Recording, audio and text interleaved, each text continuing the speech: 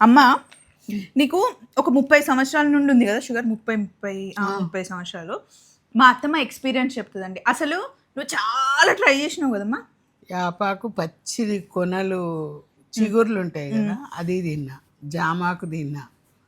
కాకరకాయ అయితే పచ్చి కాయ రసం చేసుకొని తాగిన. ఎన్ని చేస్తే దేనివల్ల ఎక్కువ తగ్గింది నీకు షుగరు? కానీ నేను తర్వాత కిడ్నీ ఖరాబ్ అయినప్పుడు నాకు బాగా వాసింది. అప్పుడు హాస్పిటల్లో అడ్మిట్ అయితే కూకుట్పల్లి కాడ రంగనాథ్ డాక్టర్ గారు. ఆయన చెప్పిండు, ఏం తినకమ్మా నువ్వు, రాత్రిపూట ఒకటే చపాతీ తిను, అన్నం మధ్యాహ్నం తిన్నా కానీ కొంచెమే తినమని చెప్పిండు. అప్పటి నుండి కడుపు మాడుస్తున్నా.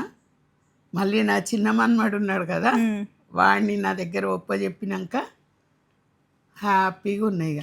అత్తమ్మ ఏంటంటే ఏది తిన్నా కొంచెమే తింటుంది. అంటే ఎప్పుడు కడుపు ఫుల్ అన్నట్టు కాకుండా ఏదైనా మితంగా తినేసి టాబ్లెట్స్ అయితే ఆన్ టైం వేసుకుంటారు. పెద్దవాళ్ళు టాబ్లెట్స్ వీళ్ళు ఇవ్వలేరు వాళ్ళు ఇవ్వలేరు అని బ్లేమ్ చేయడం కాకుండా టైం టు టైం గుర్తుపెట్టుకొని ఎవరి టాబ్లెట్స్ వాళ్ళు వేసుకున్నారనుకోండి హెల్త్ ఎప్పుడు బాగుంటుంది.